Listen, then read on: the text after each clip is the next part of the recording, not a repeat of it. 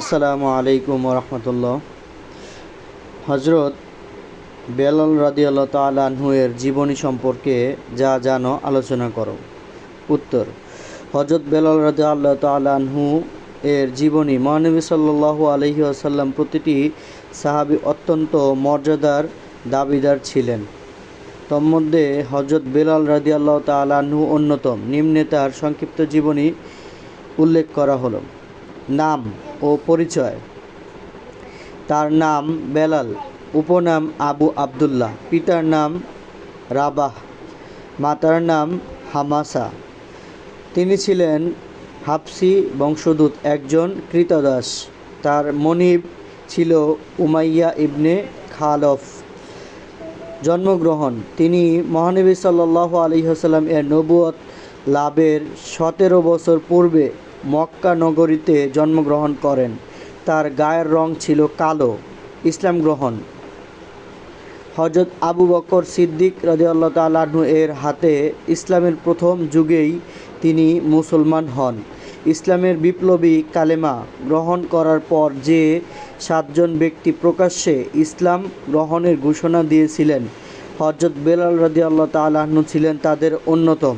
ইসলামের জন্য ত্যাগ: ইসলাম গ্রহণের অপরাধে তিনি উমাইয়া ইবনে খালফ কর্তৃক নির্মম নির্যাতনের শিকার হন। তাকে প্রচণ্ড সূর্যতাপে মরুভূমির তপ্ত বালি ও পাথরের উপর করে শুয়ে রাখা হতো। গলায় রশি দিয়ে মক্কার অলিতে গলিতে ঘুরানো হতো। বুকে পাথর চাপা দিয়ে রাখা হতো। তবু তিনি ইসলাম হতে বিমুখ হননি, বরং শুধু আহাদ আহাদ শব্দই উচ্চারণ করেছিলেন। দাসত্ব থেকে মুক্তি: হযরত আবু বকর রাদিয়াল্লাহু তাআলা আনহু তাকে ক্রয় করে আজাদ করে দেন। এরপর থেকে তিনি রাসূল সাল্লাল্লাহু আলাইহি ওয়াসাল্লাম এর খেদমতে স্বাধীন জীবন অতিবাহিত করেন। হিজরত: হযরত বেলাল রাদিয়াল্লাহু তাআলা আনহু রাসূলুল্লাহ সাল্লাল্লাহু আলাইহি ওয়াসাল্লাম এর সাথে মদিনায় হিজরত করেন। মুয়াজ্জিন হিসেবে মর্যাদা লাভ: হিজরতের পর তাকে নামাজের আজান দেওয়ার জন্য মুয়াজ্জিন হিসেবে নিয়োগ করা হয়। তার মধুর কণ্ঠে ধ্বনিত আজান শুনে মুসলমানগণ আবেগপ্রবণ হয়ে মসজিদে নববীতে ছুটে আসতেন। জিহাদে অংশগ্রহণ: ঐতিহাসিক বদর যুদ্ধ সহ সকল যুদ্ধেই তিনি অংশগ্রহণ করেন।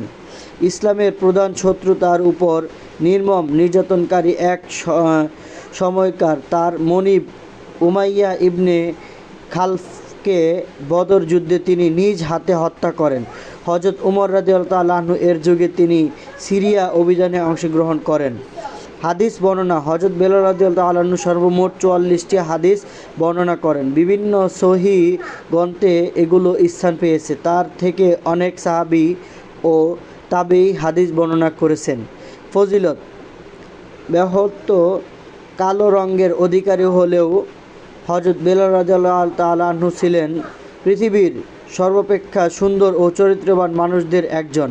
তার আজান সম্পর্কে বিশ্বকবি আল্লামা ইকবাল বলেন, আজানের রুশম আছে, বেলালি রূহ নেই। ফালসাফা ঠিকই আছে, গাজালির তালকিন নেই। ইন্তেকাল ও দাফন: তিনি হিজরি 20 সালে 63 বছর বয়সে ইন্তেকাল করেন। তাকে দামেস্কের বাবুস সগীর অথবা ইলব এর অদূরে বাবুল আরজইন নামক স্থানে দাফন করা হয়।